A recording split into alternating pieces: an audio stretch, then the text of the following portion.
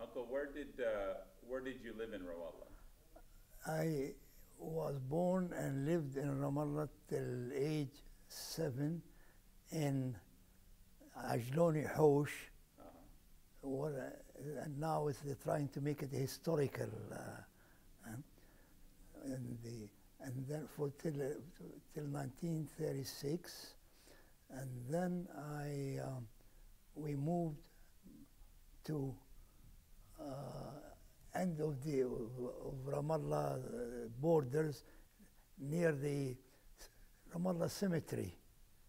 And we have, that's when my father and his brothers sent money to my grandfather to build a house, well, to hold us all, very modern house and with all the indoor bathrooms, etc.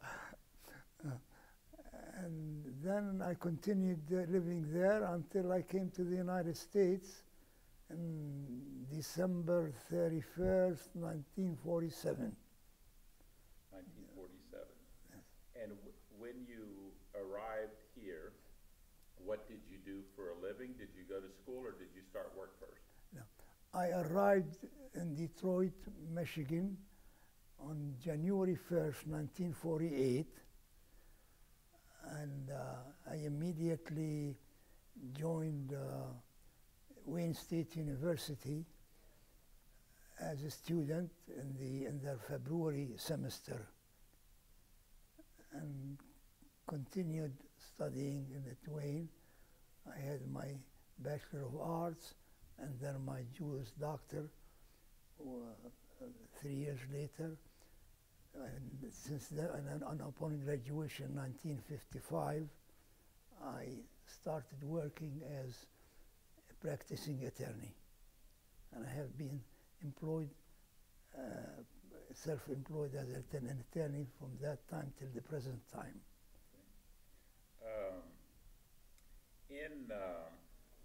In Ramallah, what do you have? What memories do you have of your grandparents? What memories? Yes. Well, my grandfather was Mikhail Ajluni, and his wife Catherine. My memories is that first of my grandmother Catherine, who was born in Malta, and she was coming to become a nun in Jerusalem with the monastery, Catholic monastery. And my grandfather was working as a plasterer in the monastery. He saw the girl and he fell in love with her. And it was a strange thing for a Ramallah man in 1895 to think that way. So he came back to his home, and after a couple of years working there and seeing the lady, he told his parents that I got the girl I want and I want to marry her. Who is she? She was born in Malta. Her father is Italian. Her mother is of Arabic, you know. So they said, if you want to, you can have her. That's all. They were pretty broad-minded about it, and so he married her. And I think in 1899 or so, and she produced four boys for him and one girl. And that's on your father's side. That's where my father was the third child. And do you remember anything about your mother's grandparents? Yes, my mother was born in Rafidia near Nablus, from a Christian family there called Rafidi, because they came from Rafidia. And then they moved from Rafidia to El Bire, Mhm. which is next to Ramallah. And so she was born there in El Bire. Her mother is of Ajluni, and her father is a Rafidi. So, and then they got married. She married my father in 1923. No. And they produced 6 children,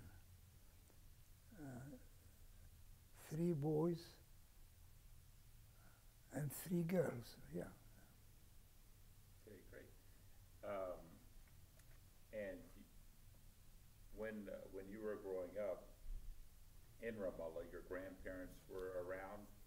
Yes, we were living with us in the same house. What, tell us a little about in Ramallah. Well, in Ramallah, generally it was a place where the people felt good about education. So they encouraged it, and they made sure that Ramallah would have a school. The school was actually started by money sent from Ramallah immigrants in about 1923, and he from in the States. And then they had the governments, then the British government added to the funds that that came from America, and they founded the elementary school, and it became then a government school. That's where most of the Ramallah people at that time had attended. However, the Friends boys' school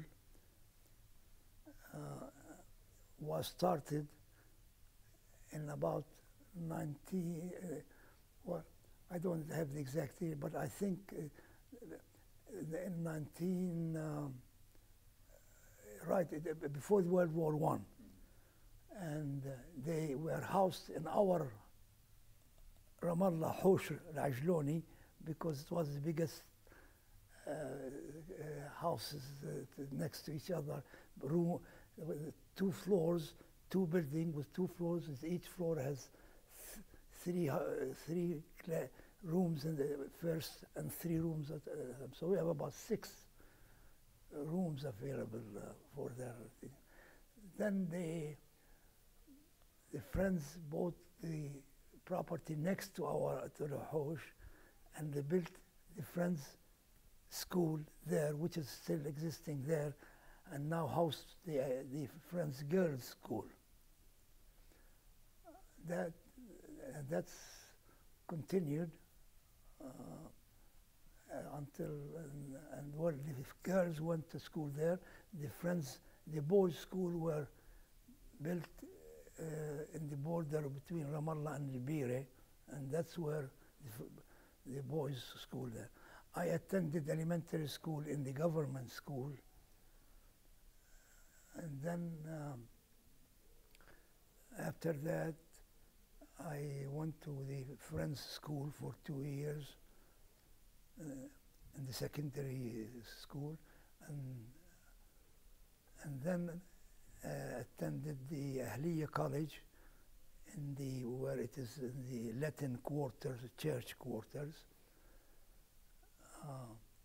The story of how we left the Friends and the Ahliya College was founded is really a story that's intertwined with the Palestinian question, really. It was something about in 1945 or so. The Friends president, the principal of the Friends school that we were attending to in 44 and 45, we wanted to make a demonstration against the Balfour Declaration, yeah, he objected. He said the school has no business to make the demonstration. We did the demonstration. He was threatening to suspend us, all the students who were the rebellious ones. But then the French school teachers were divided into two halves. Were supporting the demonstrators and were supporting the principal and the other teachers. So those teachers, two of them was Wadia Dadis and Ibrahim Hananiya were our teachers.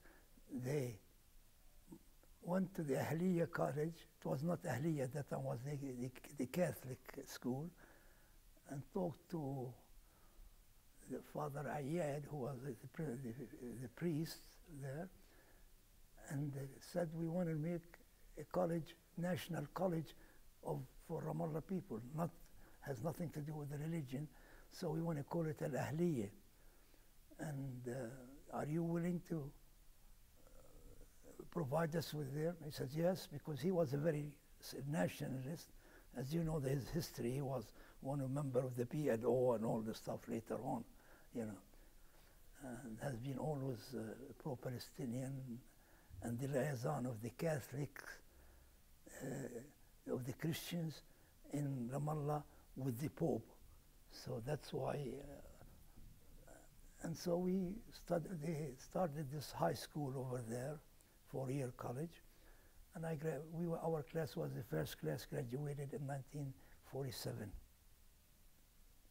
So the college was, in regards, it was basically the high school that you attended there. Yes, and it's still existing up till now. It's still there. Yes. The houses you talked about that was next to the Friends School, your all's houses, are they still there in Ramallah? The Friends School are still there. The Friends Schools, but the houses you said that they started...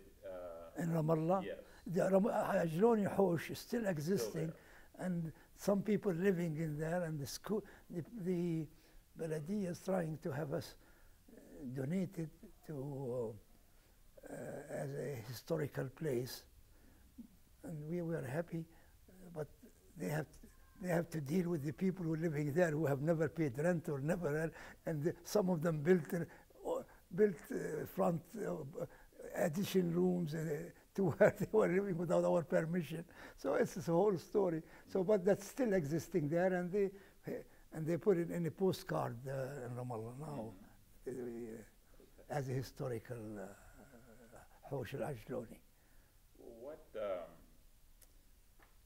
you mentioned a little bit earlier, but in your young days, real young, as a child, the house you lived in, describe it for us. Well, luckily we were somewhat of our parents. My father was here, and with his two brothers, and the fourth one was still in Ramallah, and he was the municipal secretary of the Ramallah municipality, Hanna Ajluni.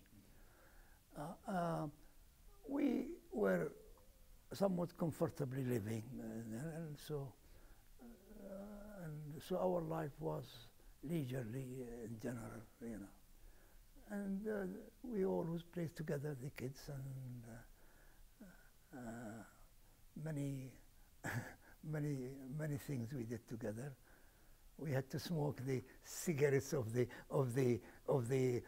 pine trees, but that's how it was. So we did that together. Now, I was active in the Boy Scouts movement. I was a cub, and the leader of our the cubs, we call them cubs, don't we, right? Yeah. Ashbal.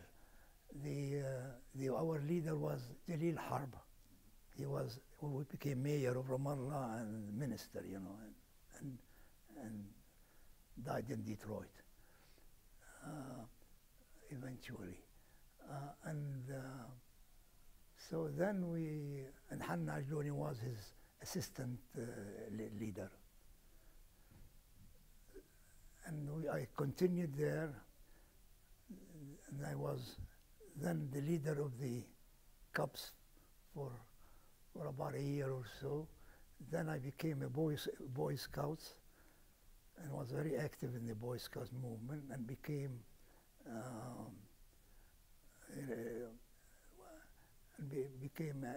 head of the Boy Scouts in 47, the section, the Boy Scouts. Then there is the Joe Welly, the third one, the old, what do you call them, wanderers or something? Those who, they don't have them in America. The third, the senior, Joe Welly. They do Eagles here. Huh? Eagles are what they're called here, Eagle Scouts. Well, it could be, but no, I meant a group. They are a group. Oh, I see. They have a band and Ramallah, part of the Ramallah Sariya, the whole thing, and and I've been very active with Labib Hishma was the head of that, and I was one of his like his sons, you know, and he took me to every camp in Palestine, representing our Boy Scouts movement there. So I was very much fond with the Boy Scout movement, and I have many of the people here who were with me. When you were, I'm going off subject a little bit, but when you were young, you were in Ramallah and your friends and cousins. When you were young, did you travel to? Did you go to other villages or into Jerusalem? Well, as Boy Scouts, we used to go and make parades in Jerusalem. We used to make them in Tel Aviv. One time we did go, and one time we went to Jaffa, where Jaffa and Tel Aviv next to each other. And what caused you to go to, what was the occasion to go to Tel Aviv? Well, because we wanted to express our existence as Palestinians, really, at that time. Just before that happened, before 48, you know. But were you a part of when you went to Tel Aviv, was it part of any type of organized parade or just? Yes, organized parade of the Ramallah group as a whole. We were there. I think we were camping. We camped in Jaffa for about a week or so. And that's the first time I've seen the river next to in Jaffa there. And then they wanted to make a parade, so they got a license. And at that time it was just all under the British rule, so it doesn't make a difference. It was not Israel or anything like that. So we just paraded in the main street of Tel Aviv, and naturally, and connected to, and came back to Jaffa too. What else do you? The houses, of course, there were in your house. I imagine was stone. Yes, stone. Yes. Two-story. Yeah, 2 stories ours was.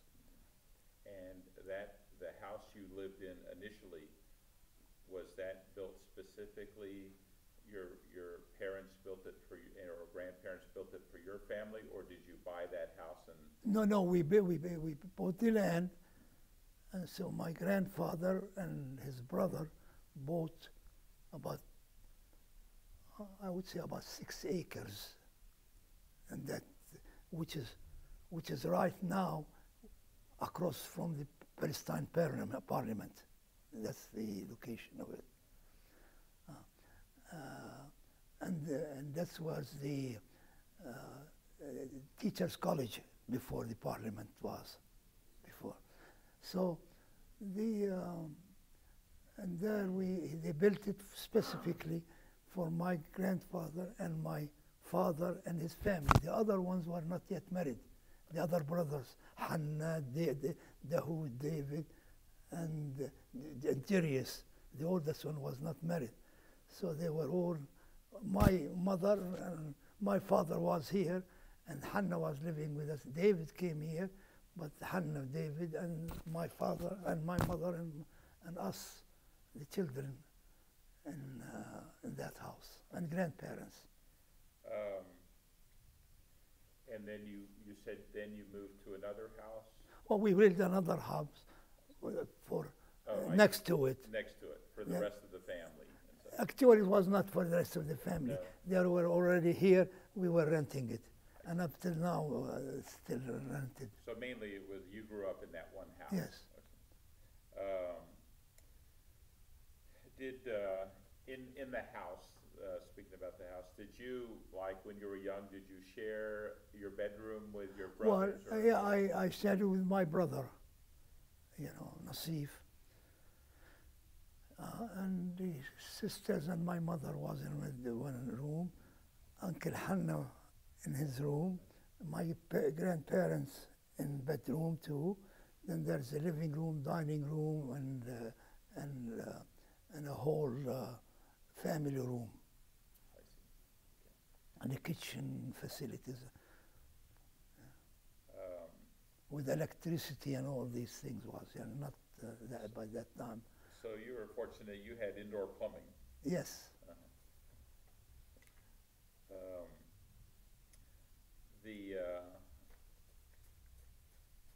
Let's see, you weren't there during the war, but you could tell us maybe you left in '47, right before the war. So Yeah, in the mid-'40s to the time you left, what was building up? What was going well, on? what was going on is the partition of Palestine in November of 1947, and naturally the Palestinians were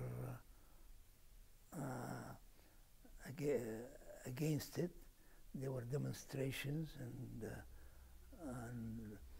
and then there were some clashes between the Israelis and the Jews at that time, and the Haganah and the Stern Jews. And I witnessed the formation of from the Boy Scouts, actually, Labib Hishme and all these,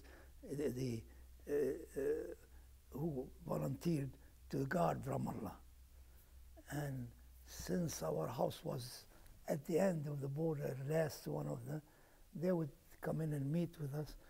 So, as a matter of fact, they were playing with the guns, and my grandfather was sitting in the living room, and he just the bullet just missed him, luckily, and went into the roof of the house, of the ceiling of the house. So anyway, that's where they were used to meet, and my mother has to cook for them and all that stuff, and also.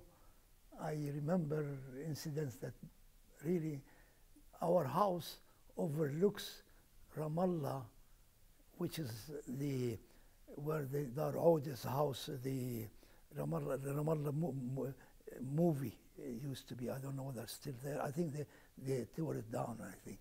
But so we are right in the top of the mountain.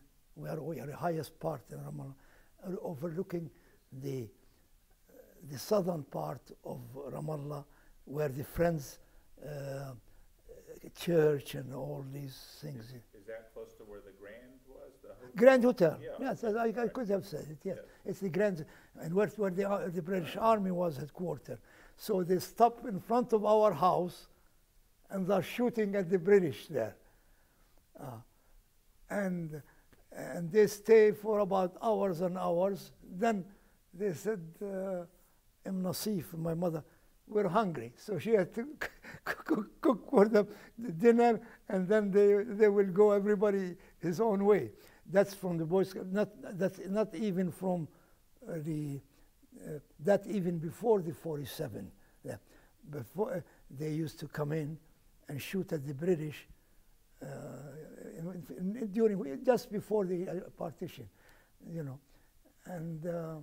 So, and we used to hide under the beds because the British would shoot, but they know we're living there. They were very careful not to. And they would, after they go, they come in and they said, don't worry about it. We're not going to punish you for feeding them or harboring them. It's not your fault. You have to do it, that's all. So they were pretty nice about it, the British. They never uh, reciprocated harshly with us. Do you remember when that movement got started of them guarding and watching around Ramallah? About what year and what? Well, it started in right after the, I noticed, I stayed only about 2 months in Ramallah at that time. So I know after that, there was an attack by the Israelis, by the Jews, from Kalandia to Ramallah, and these people met them, and they killed 11 Yehudi. You know, but none of them was hurt. And those Yehudis were from probably kibbutzes or settlements that were. Well, they are Kalandia. They're living there next to Jerusalem in the border. They did not call them settlements. That's their headquarters. But they are the Haganah, the terrorist group. You know.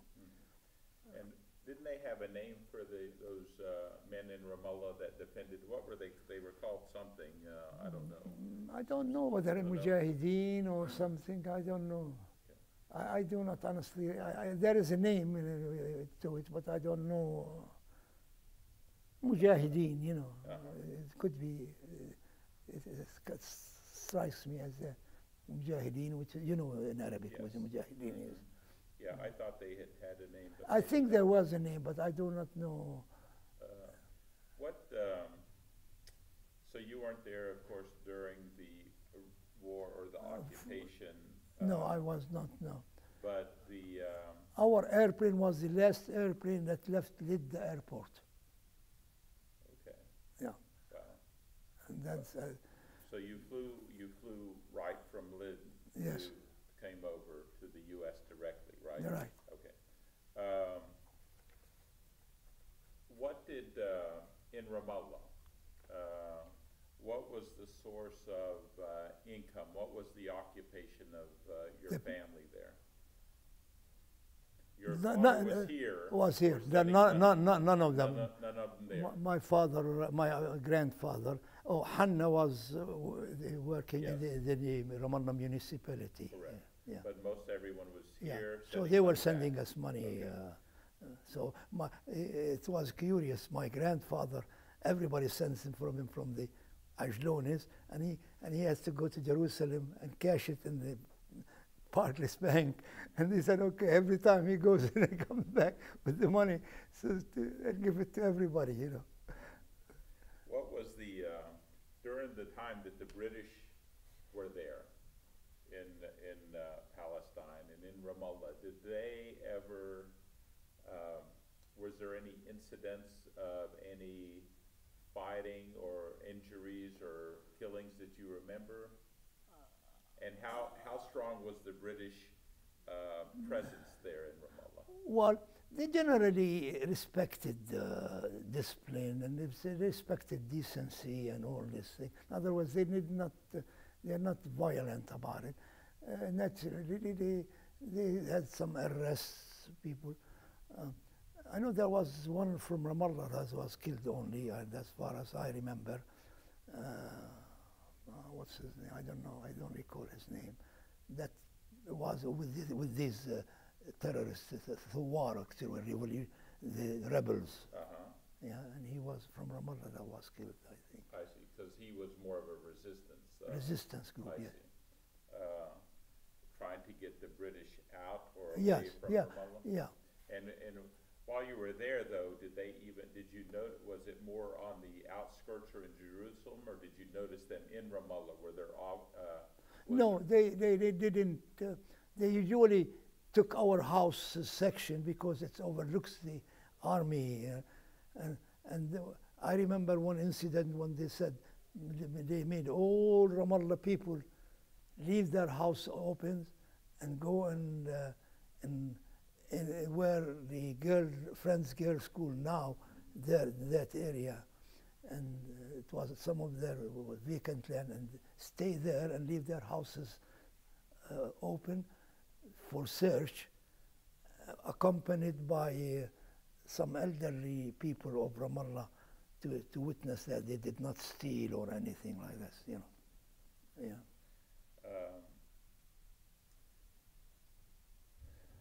When you, we talked a little bit about where you were educated there in Ramallah. Once you came to the U.S., you started your at Wayne State. Yes, is that correct? Tell us a little bit about that. You were here fresh from Ramallah. Who did you see? Okay. Who went to school with you? Yes. All right. We had quite a group from Ramallah when I started, and then I also started. Shawki Ghannam came with me. He just passed away, poor guy, last year. He was active in the Ramallah community here very much. But he graduated from the Friends School, but we came in the same airplane, he and I. Yeah, and he joined me in Wayne, at Wayne, and he then followed by Naim Kawas, and then Hanna, not Hanna, Ibn Hanna Khalaf, Shawki Khalaf in Wayne. Then we had Salah, who was now the editor and manager of the Hadi Ramallah. Then quite a number of Ramallah, Rayman Ajluni, Suhail, and all the Khalil. My brother and Nasif was before me.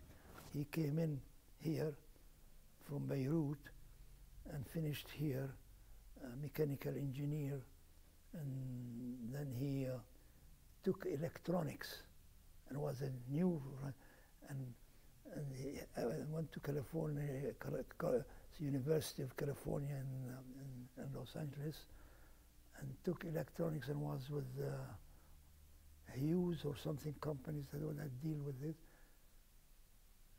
And so he came in about 2 years before me. Well, anyway, his history is that he became, he was active in the missile that the British, that the U.S. sent. Eisenhower was president, and it was sent. What was the name of the? He worked for NASA. NASA. Okay. Yeah, for NASA, but Chrysler Corporation here was handling it, so he had to. And when they the Russian already had their Sputnik here, so the Eisenhower, he said, we got to get it done in '59 here to show them that we have it. And so he was designing engineer for it. So in rocket development. The rocket development, and they put the rocket from Cape Kennedy, Cape Canaveral at that time. It didn't go with it. So they called him back. He said, what happened? How come it didn't go? So he flew from Detroit to the Cape, corrected the thing, fixed it, and it went. And then he had a congratulation from President Eisenhower on what was the name of the first? Was it Gemini, or was it? No. Mercury. Mercury. No, not. The names were Mercury, I believe, before they went to Gemini and then Apollo. No, earlier. There's, I don't know what it was. I have it at home. Okay. You know what? We should put that in maybe in the magazine one day. If, Sure. Yeah, and then they had interviews for him, Voice of America in Ramallah. So the interviews, and they heard it in Voice of America in Arabic in Ramallah about him. So he was, and then he died a heart attack at the age of 58 when he was lecturing about he became vice president of Miami nuclear program تبعهم, you know. And this is your brother? My brother Nasif. Nasif. Yeah. And then he had that attack when at the age of 58 while he started in California. He was giving a lecture about the 3 Mile incident, you know. And when he was in the plane going back to California, he had a heart attack. So right away he went to the hospital there. Then we went there. You went with us. No, you were with us when we, and he died while we were there visiting them. Anyway, that's how it works. So he had a pretty good history And when you were and then going, Ramallah, the Wayne University had housed many Ramallah students after that, and has been a very good university for us.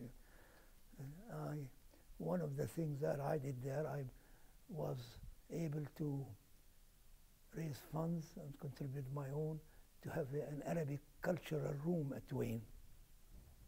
And it is up till now, and it's being held as a study and seminar room and lecture rooms for in honor of Arabic cultural room.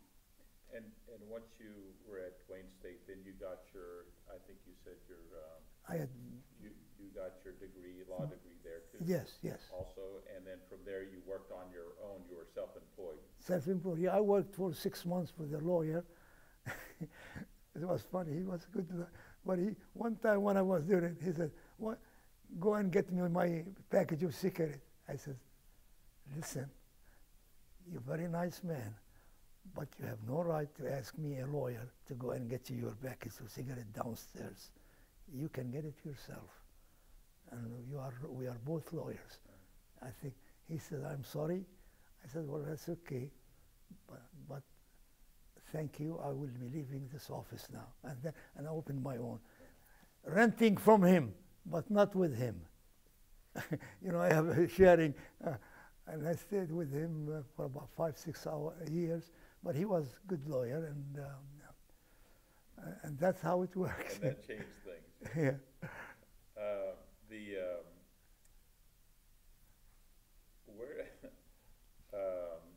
Okay, once you were here, let's talk about your wife and how Yeah. you met her and how Okay. you got married and. Sure. In '57, it was time for me to get married. At about 28 years of age, something like that. So I and another 3 Ajlunis from Detroit, ready to go and look for wives. And we went there and to Ramallah. Well, I knew about she's my cousin. Her mother is my aunt, sister of my father. So, and I proposed. She said yes, and we got engaged. 2 weeks later, we got married. And we stayed there about 10 days, and I came in and then made papers for her. By Christmas, she was here. Okay. And so your honeymoon was in Ramallah? No, we went to Syria and Lebanon. Actually, in Lebanon. But we went in a taxi, took us all the way through up till there. Yeah, and we had a wonderful time. And we still remember it. And on your... My wife was an educated girl. She was a teacher, Suhaila, her name. She was a teacher at the Friends Girls' School because she graduated from teacher college in Beirut, a British school, British Baptist school or something. And then the Friends sent her a scholarship there, so she can go back and teach the kindergarten and all. So that's what she did. So you brought her back to the States, and Yeah. you lived in Detroit? In Detroit, yes, and now in the suburbs. And she didn't work here because we had kids right away. Four kids in 4 years, because we had twins. Maher was the oldest in 58, and then she was active in the schools, kids' schools, and parents-teacher associations, because she was well educated, speaks English very well, and all that stuff. Yeah. Um, we talked about you moving here in '47. You were 17 or 18 when you moved here, 19? 18. Well, 18 yet, still 18 and entering into the 19. So you told us you flew in from Lid, came over. Came over. What were your first thoughts when you saw the United States? Well, it's strange, different. We lived in a good area. Not, Detroit was particularly white with little, but quite a number. But you flew into where? New York first? No, not New York, Or you really. flew right We into did Detroit? Newfoundland. Okay. From Newfoundland to Detroit. We didn't stop in so we celebrated New Year's Eve in Newfoundland. But you came here because your family was My, here in fa- Detroit? yes, we have been stationed in Detroit. My father, with his brothers, had a business, tapestry business. They call it Orient Tapestry Company, right downtown Detroit, and they used to sell these salesmen of Ramallah and the other villages, Beit Hanina, people who are in Ramallah, give them goods and they go on house to house. And then they have showcases for Americans, But they did it pretty good. And when you first came here, this is the life you wanted to lead. You wanted to get an education. Basically that's what it is. Credit to the Ramallah people, the first generation who came in here, believed in education, and even though they didn't have it, they made sure that their children study. They didn't want them to work the same thing. Oh, I have a grocery store, take over. No, just I want you to go to college and study. And that's where Detroit was famous for its educated group in that era.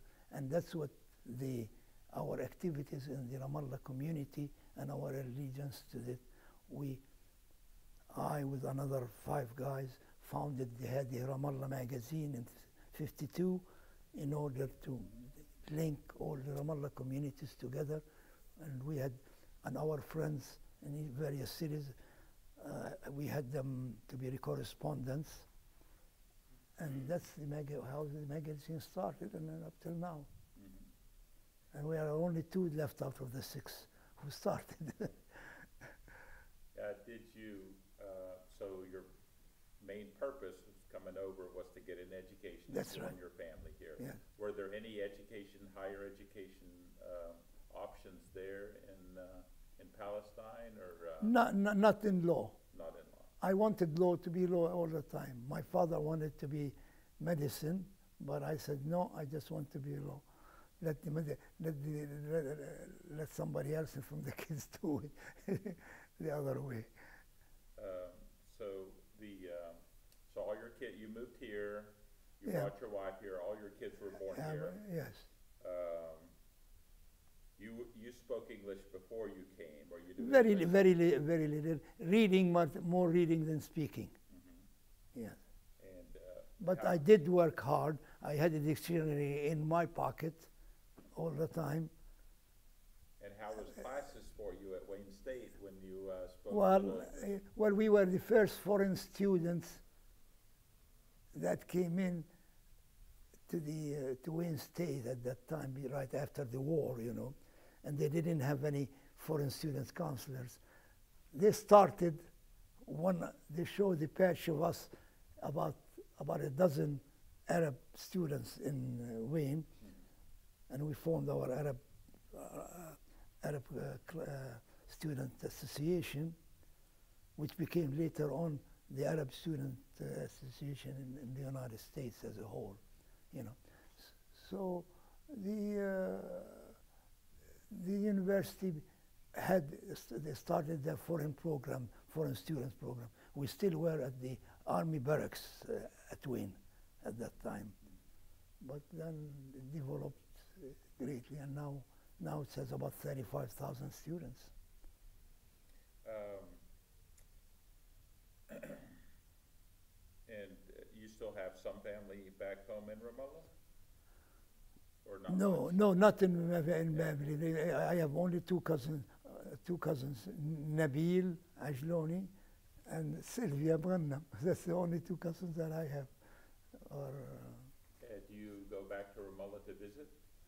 well, we did up till 59, and that's when my son, Samir, who's a doctor, went to do some practice in Ramallah Hospital, and through Shawki Harb, the university here accepted his practice there as training while before he graduated, last year before he graduated. They accepted his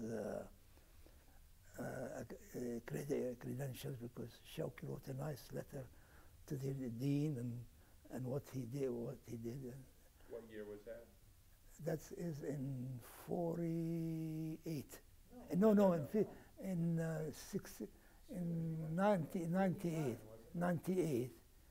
He graduated in 89, and he graduated in 98. Yeah. Then he met while he was there in 48. Not 48. Yeah, I mean 98. He met his wife there in some function, I don't know what, and she's from the Rantisi, Cassis Rantisi, who was the St. Andrew's minister in Ramallah. Lovely girl, and then he called us up, his mom and I, and he says, Mom, I think I found the girl I want.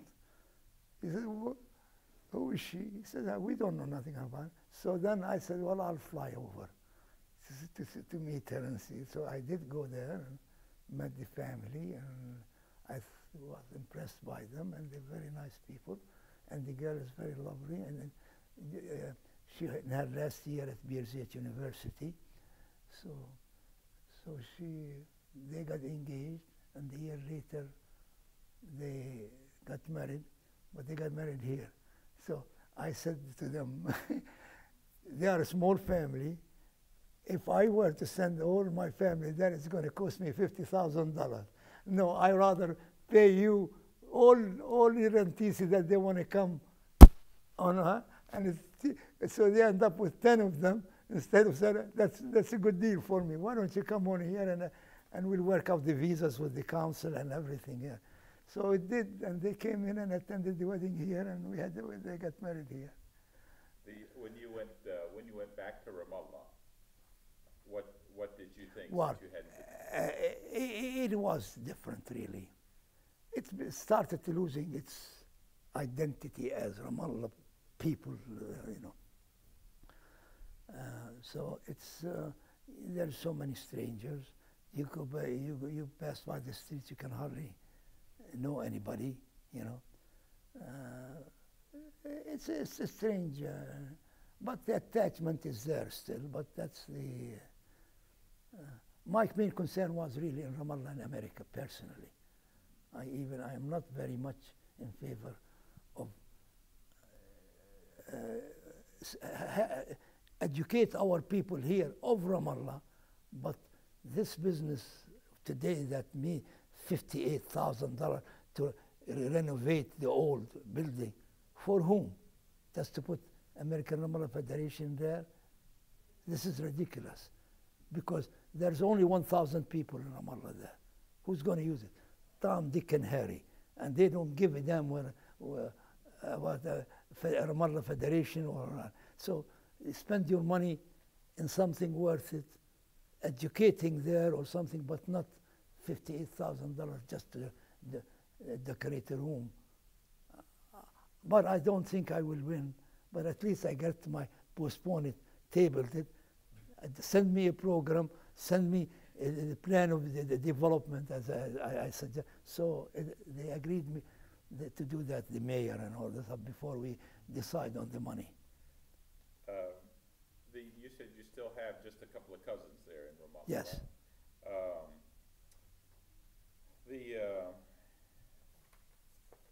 Of course, you've been here since 47, 48. Do you think there'll be ever a solution soon, or what do you think that might happen in Ramallah in regard to Palestine and Israel? Is it going to be, what do you know? Many times I was hopeful. The more I was very hopeful in this. I am very much not in favor of the PLO policy in there. I mean, you know, because I think they missed lots of opportunities, and frankly, I said the same thing to Arafat when I met him in 85. And then when you became a president of Ramallah, and we met him in Washington, they have missed many opportunities, and I feel I'm not hopeful right now, because